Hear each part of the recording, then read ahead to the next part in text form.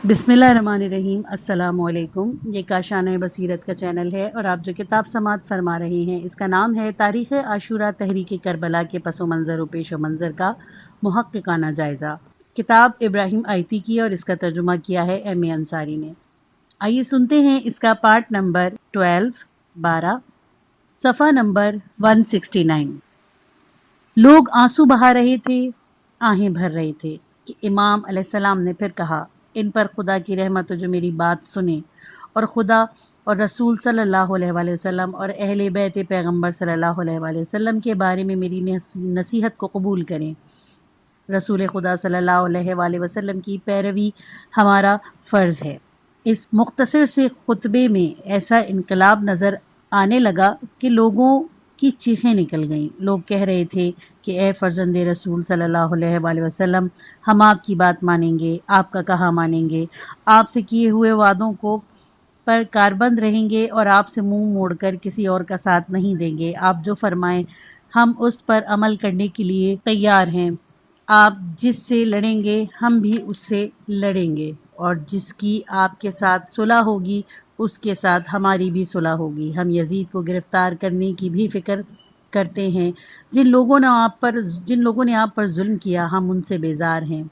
लोगों की इस गुफ्तगू से जो इब्न ताऊस रिजवानुल्लाह अलैह ने नकल की है, ऐसा मालूम होता है कि लोग अब भी इमाम अलैहिस्सलाम का मकसद नहीं समझते थे और ये ख्याल कर रहे थे कि आप जंग का इरादा रखते हैं और सिपाह और लश्कर की तैयारी की फ़िक्र में हैं। इन्हें मालूम नहीं था कि तहरीक का वो हिस्सा जिसके लिए मुसल्लह जद्दोजहद और शहादत की ज़रूरत थी मुकम्मल हो चुका है। अब जंग, खूंरेज़ी और शमशीर कशी की ज़रूरत नहीं। अब जो हिस्सा बाकी है वो यही गैर फ़ानी खुतबे हैं जिनके ज़रिए इस्लामी तारीख़ और वाक़यात आशूरा की अक्कासी होगी। इसके अलावा जो वादे इमाम सज्जाद अलैहिस्सलाम से कर रहे थे और जो इत्मीनान इन्हें दिला रहे थे वो इस अहद पैमान से ज़्यादा तो नहीं था जो उन्होंने इमाम हुसैन अलैहिस्सलाम से किया था। इसीलिए न इसकी कोई वक़्त थी, न इस पर कोई भरोसा किया जा सकता था। ये वादे ऐसे ही बेमायने थे जैसे वो बैत जो उन्होंने मुस्लिम में नक़ील से की थी, वो खतूत जो उन्होंने इमाम हुसैन अलैहिस्सलाम को लिखे थे। इसीलिए इमाम सज्जाद अलैहिस्सलाम ने फरमाया, ए बेवफा मक्कारों, तुम्हारी ख्वाहिश कभी पूरी नहीं होगी। तुम मेरे साथ वही सलूक करना चाहते हो जो तुमने मेरे पदर बुजुर्गवार के साथ रवा रखा है। खुदा की कसम अभी तक वो ज़ख्म नहीं भरा। अभी कल ही तो मेरे पदर बुजुर्गवार और उनके साथी शहीद हुए हैं। अभी तो मेरे वालिद और मेरे भाइयों का ज़ख्म ताज़ा है। मैं अभी इसी सदमे से जाबर नहीं हुआ हूँ। मैं तुमसे सिर्फ इतना चाहता हूँ कि तुम ना हमारा साथ दो ना हमारी मुखालफत करो। हुसैन बिन अली अलैहिस्सलाम के कत्ल पर ही क्या मौक़िफ़ है? अली अलैहिस्सलाम जो उनसे बेहतर थे। अहले कूफा, तुमने इन्हें भी कत्ल किया। मेरी जान सदक़े मेरे पदरे गिरामी पर, तुमने फ़रात के किनारे उन्हें भी शहीद कर दिया। उनके कातिलों का ठिकाना दोज़ख है। कुछ देर तवक़्क़ुफ़ के बाद फरमाया, अगर तुम एक दिन हमारी मुवाफ़क़त और अगले दिन हमारी मुखालफत छोड़ दो तो हम तुमसे बहुत खुश हैं। इसके बाद इमाम सज्जाद अलैहिस्सलाम को गुफ्तगू का मौका उस वक्त मिला जब उन्हें इब्न ज़ियाद के सामने मजलिस आम में लाया गया। आपने इस मौके को भी हाथ से नहीं जाने दिया और मुख्तसर जुमले कहकर सारी मजलिस को मुतासिर कर दिया। जब आपको इब्न ज़ियाद के सामने पेश किया गया तो उसने पूछा, तुम कौन हो? फरमाया, अली बिनुल हुसैन अलैहिस्सलाम। उसने कहा, अली को तो खुदा ने मार डाला। इमाम अलैहिस्सलाम ने फरमाया, मेरा एक भाई था जिसका नाम भी अली था, लोगों ने उसे कत्ल कर दिया। मतलब ये था कि मासियत को खुदा की तरफ से मंसूब मत करो और ऊट पटांग मत बोल।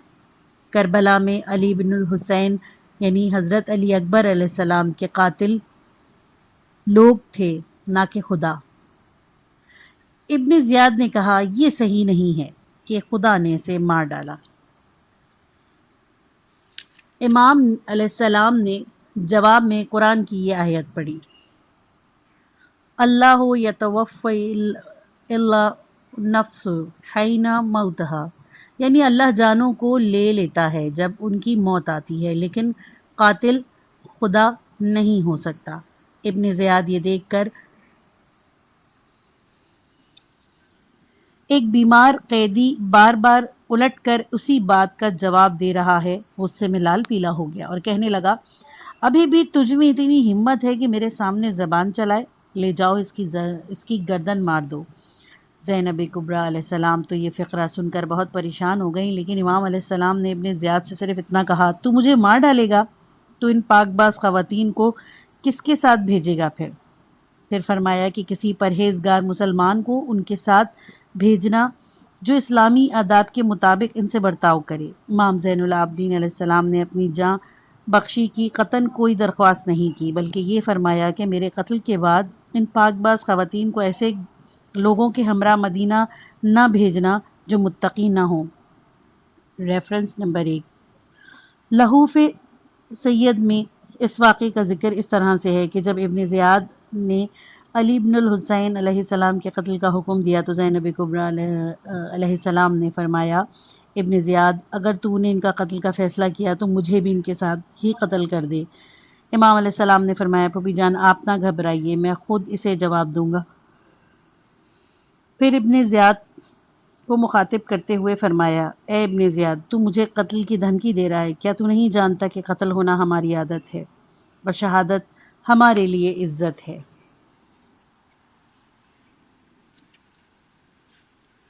غرض شام میں بھی امام علیہ السلام کو کئی مواقع ملے اور ہر موقع پر آپ نے حتی الامکان فائدہ اٹھایا۔ آپ قید میں تھے کہ دمشق کے بازار میں ابراہیم بن طلحہ بن عبید اللہ تیمی سامنے آیا اور چڑھانے کے لیے امام علیہ السلام سے کہا، کہو علی بن الحسین علیہ السلام، اس مارکے میں فتح کس کی ہوئی؟ مطلب یہ کہ اچھا ہوا کہ تمہیں شکست ہوئی اور تمہارے دشمن کامیاب ہوئے۔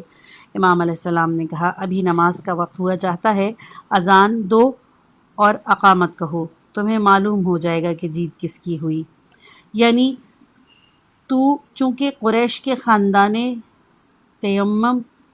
تیم سے ہے، اسی لیے شاید ہاشم کی شکست سے خوش ہے، لیکن جب تک تو مسلمان ہے تجھے اذان اور اقامت میں اشہد ان محمد رسول اللہ کہنا ہی پڑے گا۔ ہم اسی محمد صلی اللہ علیہ وآلہ وسلم کے فرزند اور وارث ہیں جن پر درود بھیجے بغیر نماز قبول نہیں ہوتی۔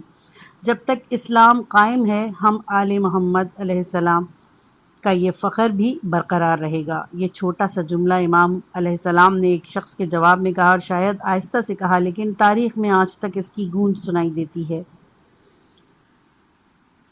بعض دفعہ ایک ہی جملہ ان گنت مقالوں، کتابوں اور تقریروں کے وجود میں آنے کا سبب بن جاتا ہے۔ اس وقت ان باتوں کا حساب نہ ابراہیم لگا سکتا تھا، نہ طلحہ، نہ کوئی اور۔ اس وقت کسے ہوش تھا کہ مختصر جملے کی کمیت سے قطع نظر کر کے اس کی کیفیت کی طرف توجہ کرے، لیکن امام بخوبی جانتے تھے کہ وہ چھوٹا سا جملہ کہنے کے لیے شام آئے تھے۔ انہوں نے اس سفر میں اس چھوٹے سے جملے کے سوا کچھ نہیں کہا۔ جو مقصد ان کے پیش نظر تھا، اس کے حصوں کے لیے یہی جملہ کافی تھا۔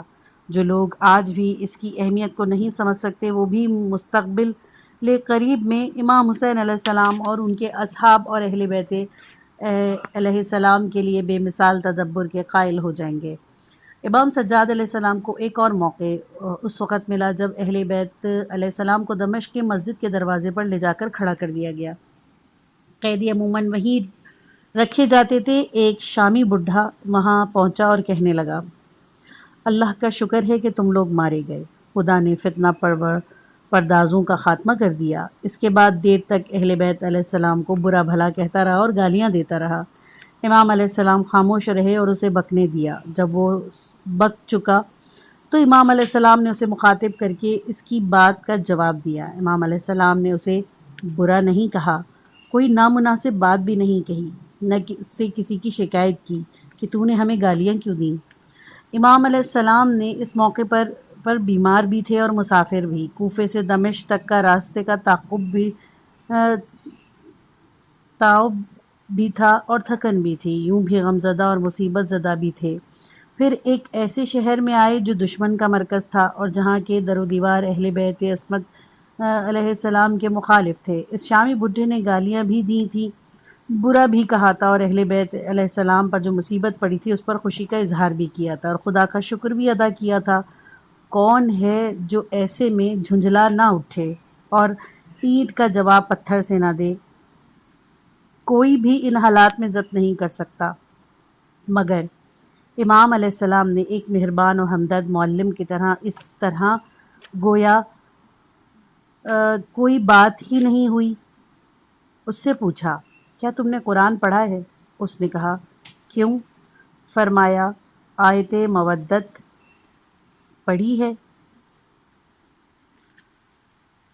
اس نے کہا، کیوں؟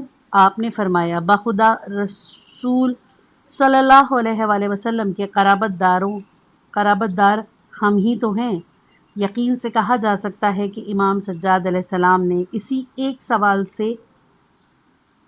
سوال سے اس کے ضمیر میں ہلچل پیدا کر دی ہوگی۔ پھر آپ نے پوچھا، تم نے قرآن میں آیت وَآتَ ذَا الْقُرْبَى حَقَّهُ نہیں پڑھی جس میں ذو القربہ کا حق ادا کرنے کو کہا گیا ہے؟ کہا، کیوں؟ آپ نے فرمایا کہ اس آیت کے مصداق بھی ہم ہی ہیں۔ پھر آپ نے پوچھا، کیا تم نے آیت تطہیر پڑھی ہے؟ اس نے کہا، کیوں؟ آپ نے فرمایا، ہمیں تو اہل بیت رسول اللہ صلی اللہ علیہ وآلہ وسلم ہیں جن کی عصمت و طہارت کی گواہی خدا نے دی ہے۔ شامی نے امام علیہ السلام کی یہ بصیرت افروز گفتگو سن کر دعا کے لیے ہاتھ اٹھائے اور 3 مرتبہ کہا، یا الہی میری توبہ، میں اپنے کیے پر پشیمان ہوں۔ میں دشمنان آل محمد اور قاتلان اہل بیت علیہ السلام سے بیزار ہوں۔ یہ کیسی بات ہے کہ میں قرآن پڑھتا تھا مگر کبھی ان آیات کی طرف توجہ نہیں کی۔ امام چہارم علیہ السلام کو ایک اور موقع اس وقت ملا جب یزید کے دربار میں اہل بیت کو پہلی بار پیش کیا گیا۔ امام علی مقام علیہ السلام جو کوفے سے اب تک بستہ زنجیر تھے، یوں گویا ہوئے، یزید تجھے خدا کی قسم، تیرا کیا خیال ہے کہ اگر رسول خدا صلی اللہ علیہ وآلہ وسلم میں اس حال میں دیکھیں گے تو کیا کہیں گے؟ یہ جملہ بڑا اثر انگیز تھا۔ اس پر یزید نے زنجیر کھلوا دی اور اس کے اثر سے سب حاضرین مجلس رونے لگے۔ اس سے بھی زیادہ اہم بات یہ تھی کہ امام علیہ السلام نے یزید کا نام لے کر مخاطب کیا اور دستور کے مطابق امیر المومنین نہیں کہا۔ تاریخ میں یہ بات بھی درج ہو گئی کہ اہل بیت علیہ السلام زنجیروں میں جکڑے ہونے پر بھی یزید کو امیر المومنین نہیں کہتے اور نہ اس کی خلافت اور اس کے جانشین رسول صلی اللہ علیہ وآلہ وسلم ہونے کو تسلیم کرتے ہیں۔ اسیران اہل بیت علیہ السلام میں سے جس نے بھی یزید کو پکارا اس کا نام لے کر پکارا۔ دمشق کی مسجد میں امام سجاد علیہ السلام کا خطبہ۔ امام علی مقام علیہ السلام کو شام میں بہترین موقع اس دن ملا جب سرکاری خطیب نے منبر پر امیر المومنین علی علیہ السلام اور ان کے فرزندوں کے بارے میں بدگوئی کی اور معاویہ اور ان کے فرزندوں کی تعریف میں زمین و آسمان کے قلابے ملا دیے۔ امام سجاد علیہ السلام نے یزید سے کہا کہ مجھے بھی اجازت دے کہ میں بھی ان لکڑیوں پر کھڑا ہو کر کچھ کہوں جس سے خدا بھی خوش ہو اور سامعین کے لیے بھی اجر و ثواب کا باعث ہو۔ اس مختصر فقرے میں بھی امام علیہ السلام نے بڑی عمدہ بات کہہ دی۔ یوں کہنا چاہیے کہ امام علیہ السلام نے اپنی ساری گفتگو کا خلاصہ اسی فقرے میں سمو دیا۔ اول تو آپ نے منبر کو لکڑیوں سے تعبیر کیا۔ مقصد یہ تھا کہ ہر اس چیز کو جسے ممبر کی شکل دے کر تقریر کے لیے رکھ دیا جائے ممبر نہیں کہا جا سکتا۔ دراصل ممبر کی عظمت تو اس پر کھڑی ہونے والی ہستی کے دم سے ہوتی ہے۔ یہ لکڑیاں تو ممبروں کا وجود مٹانے کے لیے رکھی گئی ہیں۔ یہ خطیب دنیا کے عوض دین فروخت کر رہا ہے کیونکہ یہ مخلوق کو خوش کرنے کے لیے خالق کو ناراض کر رہا ہے۔ اس کا ٹھکانہ جہنم ہی ہوگا۔ اس کے بعد امام علیہ السلام نے کہا کہ میں کچھ ایسی باتیں کہنا چاہتا ہوں جس سے خدا خوش ہو، یعنی یہ خطیب جو کچھ کہہ رہا ہے خدا کی ناراضگی کا سبب ہے۔ امام علی ابن ابی طالب علیہ السلام جیسی ہستی کی بدگوئی سے اللہ کبھی خوش نہیں ہو سکتا۔ آپ نے کہا کہ میں کچھ ایسی باتیں کہنا چاہتا ہوں جو سامعین کے لیے موجب اجر و ثواب ہوں، یعنی اس خطیب کی باتوں کا سننا سوائے گناہ و بدبختی کے اور کچھ نہیں، اور اس کا نتیجہ اس کے علاوہ اور کچھ نہیں نکل سکتا کہ لوگ دین سے منحرف ہو جائیں گے۔ بہرحال لوگوں نے اصرار کیا کہ علی ابن الحسین علیہ السلام کو بولنے کی اجازت دے دی جائے۔ یزید انکار کرتا رہا، آخر بولا یہ وہ لوگ ہیں کہ علم و دانش ان کی گھٹی میں پڑے ہوئے ہیں، اگر ان کو بولنے کی اجازت دی گئی تو میں رسوا ہو جاؤں گا۔ آخر لوگوں کے اصرار پر اپنا کام کیا۔ امام علی مقام علیہ السلام نے ممبر پر قدم رکھا اور اس طرح تقریر کی کہ سننے والوں کے دل لرز اٹھے، آنکھوں سے آنسو رواں ہو گئے اور چیخیں نکل گئیں۔ آپ نے اپنے خطاب میں اسلامی نظام میں اہل بیت علیہ السلام کی اہمیت کو واضح کیا اور فرمایا، اے لوگوں، حق تعالیٰ نے ہمیں 6 نعمتوں سے نوازا ہے اور دوسروں کے مقابلے میں ہماری برتری کی بنیادی ستون 7 ہیں۔ وہ 6 نعمتیں جو ہمیں عطا ہوئیں وہ یہ ہیں: علم، حلم، جود و کرم، فصاحت، شجاعت اور مومنین کی قلبی محبت، یعنی لوگوں کے زور و زبردستی سے عقیدت مندانہ و طرفدار نہیں بنایا جا سکتا۔ یہ خدا ہی کی مرضی ہے کہ مومنین ہم سے محبت کرے، کوئی ان کے دلوں کو پھیر نہیں سکتا، اور نہ ہی یہ ہو سکتا ہے کہ وہ کسی غیر سے محبت کرنے لگے اور ہم سے دشمنی رکھیں۔ اس کے بعد آپ نے کہا کہ دوسروں پر ہمارے توفق کی بنیادی ستون 7 ہیں۔ رسول اللہ صلی اللہ علیہ وآلہ وسلم ہم میں سے ہیں، آپ کے وصی علی ابن ابی طالب علیہ السلام ہم میں سے ہیں، سید الشہداء حضرت حمزہ رضی اللہ عنہ ہم میں سے ہیں، جعفر طیار رضی اللہ عنہ ہم میں سے ہیں، اس امت کے سبتین حسن اور حسین علیہ السلام ہم میں سے ہیں، اس امت کے مہدی اور قائم ہم میں سے ہیں، یعنی اگر ہو سکے تو یزید ان اعزازات کو اہل بیت علیہ السلام سے چھین کر اپنے نام منتقل کر لے، پھر ہم سے الجھے، ورنہ جب تک یہ اعزازات ہمارے پاس ہیں کوئی ہمیں بدنام کیسے کر سکتا ہے، گمنام کیسے کر سکتا ہے، اور ہمارا حق غیروں کو کیسے مل سکتا ہے؟ جو دل ہمارے ساتھ ہیں وہ کسی دوسرے کی طرف کیسے متوجہ ہو سکتے ہیں؟ اس کے بعد امام نے اپنا تعارف کرایا۔ آخر نوبت یہاں تک پہنچی کہ مجبور ہو کر امام علیہ السلام کی تقریر کو روکنے کے لیے اذانیں دلوائی گئیں۔ امام علیہ السلام کو بھی ناچار سکوت کرنا پڑا، لیکن انہوں نے اس موقع پر بھی فائدہ اٹھایا کہ جب مؤذن نے کہا اشہد ان محمد رسول اللہ، آپ نے اپنا امامہ سر سے اتار لیا اور کہا، اے مؤذن، تجھے محمد صلی اللہ علیہ وآلہ وسلم کی قسم، ذرا چپ رہ۔ پھر یزید کی طرف متوجہ ہو کر فرمایا، یزید، یہ محمد تیرے نانا ہیں یا ہمارے؟ اگر تو اپنے نانا بتائے گا تو جھوٹ بولے گا، اور اگر تو مانتا ہے کہ ہمارے نانا ہے تو پھر تو نے میرے باپ کو کیوں قتل کیا، ان کا مال و اسباب کیوں لوٹا، ان کے اہل حرم کو کیوں قیدی بنایا گیا؟ یہ کہہ کر آپ نے اپنا گریبان چاک کر ڈالا۔ آپ نے اتنا ہی کہا تھا کہ سننے والوں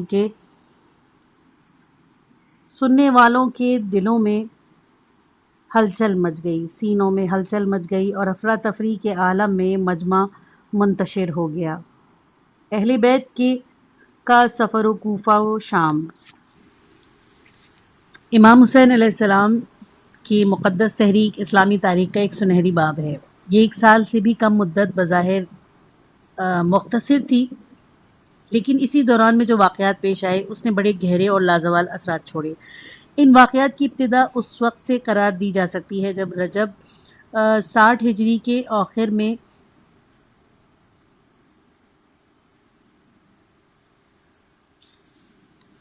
امام حسین علیہ السلام نے مدینے سے مکہ روانگی کا قصد کیا، اور ان کی انتہا اہل بیت علیہ السلام کی عصمت و طہارت کی مدینہ واپسی کو سمجھنا چاہیے۔ اہل بیت علیہ السلام کی مدینہ واپسی کے قطعی نظر تاریخ کا علم نہیں، اور نہ ہی یہ صحیح طور پر معلوم ہے کہ اہل بیت علیہ السلام نے دمشق میں کتنے مہینے قیام کیا اور کتنی مدت میں شام سے مدینے کا سفر طے کیا، لیکن اجمالاً یہ وثوق سے کہا جا سکتا ہے کہ ابھی ماہ رجب میں ان کی مدینہ سے روانگی کو 1 سال نہیں ہوا تھا کہ امام سجاد علیہ السلام قید میں ایک مدت گزارنے کے بعد اپنے اہل خاندان کے ساتھ دمشق سے براہ راست مدینہ واپس تشریف لائے۔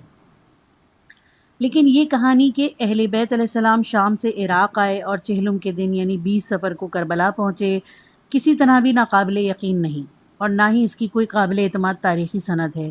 اہل بیت علیہ السلام رجب 60 ہجری میں مدینہ سے مکہ گئے اور اسی سال ماہ ذوالحج میں عراق کے لیے روانہ ہو گئے، اور محرم 61 ہجری میں امام علیہ السلام اور ان کے اصحاب کی شہادت کے بعد بطور قیدی کوفہ لے جائے گئے۔ وہاں شام سے حکم آیا کہ انہیں دمشق بھیج دیا جائے۔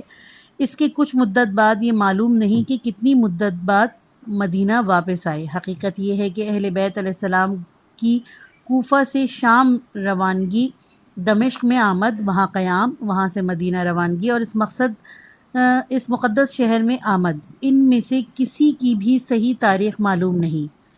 یقین سے نہیں کہا جا سکتا کہ کس کس تاریخ کو یہ واقعات پیش آئے۔ ہاں، قرائن سے یہ اندازہ ہوتا ہے کہ 12 محرم 61 ہجری کو کوفہ پہنچے اور تقریباً ایک ماہ یعنی وسط سفر سے کچھ بعد تک وہاں قید رہے، اور شاید چہلم سے 1-2 روز پیشتر انہیں شام روانہ کیا گیا، اور جیسا کہ بعض مورخین نے لکھا ہے کہ ربیع الاول کے وسط میں دمشق پہنچے۔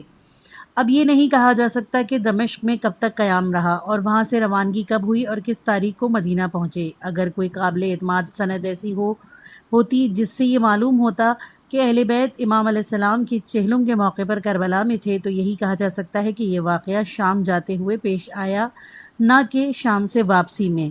اگر یہ صحیح ہے، جیسا کہ بعض لوگوں نے لکھا ہے کہ اہل بیت وسط سفر سے 2-3 دن بعد شام بھیجنے کے حکم موصول ہونے پر شام کے لیے روانہ ہوئے تھے، تو یہ کچھ بعید نہیں کہ وہ کربلا کے رستے سے گزرے ہوں اور 20 سفر کو وہاں موجود ہوں اور اپنے عزیزوں اور شہیدوں کی زیارت کے بعد دمشق کے لیے روانہ ہوئے ہوں۔ لیکن یہ سچ ہے کہ اس کی کوئی قابل اعتماد سند موجود نہیں۔ تاریخ کے جستہ مقامات سے کچھ شواہد البتہ ڈھونڈ کر نکالے جا سکتے ہیں، لیکن اس کا تو کوئی امکان ہی نہیں ہے کہ شام سے واپسی پر اہل بیت علیہ السلام چہلم کے دن کربلا آئے ہوں۔ ان میں سے کوئی بات بھی ایسی نہیں جس کا یقین کیا جا سکے۔ مناسب یہی ہے کہ ایام عاشورہ یا اربعین کی مجالس میں اس قسم کی باتوں کا تذکرہ نہ کیا جائے اور انہی باتوں پر اکتفا کیا جائے جن کا معتبر ماخذ میں تذکرہ ہے۔ نہ امام سجاد علیہ السلام شام سے عراق آئے، نہ اہل بیت عصمت علیہ السلام واپسی پر کربلا پہنچے، اور نہ جابر بن عبداللہ انصاری اور عطیہ بن سعد بن جنادہ اوفی نے جب وہ 40 کے دن زیارت کے لیے آئے تھے، امام چہارم علیہ السلام اور اہل بیت سے ملاقات کی۔ جو روایات جابر و عطیہ کی زیارت کے بارے میں ہیں، ان میں امام سجاد علیہ السلام اور اہل بیت علیہ السلام سے ان دونوں بزرگوں کی ملاقات قطعاً مذکور نہیں۔ یہ کہانی صرف قصہ گو حضرات کی ساختہ و پرداختہ ہے۔ صرف سید بن طاؤس رضوان اللہ علیہ نے لکھا ہے کہ اہل بیت علیہ السلام شام سے واپسی پر میں عراق و حجاز کے دوراہے سے عراق کی طرف چلے گئے تھے اور چہلم کے دن کربلا پہنچے، لیکن اس کی کوئی تاریخی سند نہیں اور نہ جغرافیہ داں عراق و حجاز کے اس دوراہے سے واقف ہیں۔ اس میں شک نہیں کہ سید بن طاؤس بہت بڑے بزرگ تھے۔ علامہ حلی رضوان اللہ علیہ نے ان کے صاحب کرامات ہونے کا اعتراف کیا ہے۔ ان کی جلالت قدر میں شک و شبہ کی کوئی گنجائش ہی نہیں، لیکن ان کے بیان کردہ اس واقعے کی تاریخی حیثیت کا قائل ہونا مشکل ہے۔ معلوم نہیں سید خود بھی اس ضعیف اور بے سند بات پر یقین رکھتے تھے یا نہیں۔ بہرصورت یہ معاملہ تحقیق کا متقاضی ہے۔ یہ طرز فکر ہے کہ ہر بات کو بلا تحقیق اور بے چون چرا تسلیم کر لیا جائے، حقیقت شناسی سے بعید ہے۔ اگر سید بن طاؤس ہمارے زمانے میں ہوتے، تب بھی ہم اس معاملہ خاص میں ان کی طرف رجوع نہ کرتے۔ تنہا ان کا قول، اور وہ بھی ایک ایسی کتاب میں جو اہل تحقیق کے مطابق انہوں نے اوائل جوانی میں تصنیف کی تھی، ہمارے لیے تاریخی حیثیت نہیں رکھتا۔ یہ محض عامیانہ سوچ ہے کہ ہر اس بات کو جو کسی نے کہی ہے یا کہیں لکھی ہوئی ہے، صحیح تصور کر لیا جائے۔ وہ لوگ جن کا قول سرے منہ غلط نہیں ہو سکتا، عام مسلمانوں کے نزدیک صرف رسول اللہ صلی اللہ علیہ وآلہ وسلم اور اثنا عشری شیعہ مسلمانوں کے نزدیک صرف رسول خدا صلی اللہ علیہ وآلہ وسلم، حضرت فاطمہ الزہرا سلام اللہ علیہ اور ائمہ علیہ السلام اثنا عشر ہیں اور ان کی عصمت عقلی اور نقلی دلائل سے ثابت ہے۔ تحریک کربلا کی تحریف سے محفوظ رہی۔ بائیں ہمہ یہ یاد رکھنا چاہیے کہ تاریخ عاشورہ دوسرے اکثر واقعات کے مقابلے میں تحریف سے محفوظ رہی۔ یہ واقعہ اس قدر صاف اور روشن اور غیر متوقع تھا کہ اس کے سامنے امام علی علیہ السلام اور امام حسن علیہ السلام کے مخالفوں کے بھی سر جھک گئے اور ان کی زبان سے بھی سوائے تحسین و آفرین کے کچھ نہ نکلا۔ جس کسی نے بھی اس موضوع پر لکھنے کے لیے قلم اٹھایا، چاہے وہ مورخ طبری ہوں یا ابوالفرج اصفہانی، ابن واضح کاتب ہوں یا 4 صدی ہجری کے عالم قدر شیعہ رہنما شیخ مفید، سبھی نے اس تحریک کے قائد کی عظمت و بزرگی، شجاعت و صاف گوئی، مردانگی و حریت، آزاد منشی و جواں مردی کی داد دی ہے۔ 20 سے 61 ہجری میں امام حسین علیہ السلام کی تحریک کے کچھ ایسے حالات میں انجام پائی کہ وہ لوگ بھی جو تاریخ میں تحریف سے ذرا نہیں ہچکچاتے، تاریخ کے اس مقدس باب میں نہ کوئی پھیر بدل کر سکے، نہ اس تحریک کو کوئی اور رنگ دے سکے۔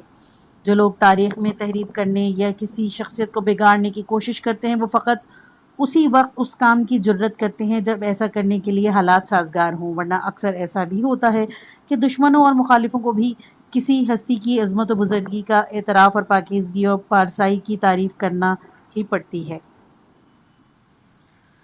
7 ہجری میں ابو سفیان اموی کی دشمنی اس امر کی مقتضی تھی کہ قیصر روم کے سامنے رسول اللہ صلی اللہ علیہ وآلہ وسلم کی بدگوئی کرے، آپ کی امانت و دیانت کو چھپائے اور آپ کو دروغ اور جاہ پسند بتلائے، لیکن ایسا کرنے کا موقع ہی نہیں ملا اور اپنی مصلحت اور طبیعت کے رجحان کے برخلاف رسول اللہ صلی اللہ علیہ وآلہ وسلم کی تعریف کرنی ہی پڑی۔ اس نے جس طرح آپ کی عظمت کا اظہار کیا، کوئی مسلمان بھی اس سے بہتر نہیں کر سکتا تھا۔ 6 ہجری کے اواخر اور 7 ہجری کے اوائل میں رسول اللہ صلی اللہ علیہ وآلہ وسلم نے جزیرہ عرب کے قرب و جوار کے بادشاہوں اور حکمرانوں کو خطوط ارسال کیے، جن میں انہیں دین اسلام قبول کرنے کی دعوت دی گئی۔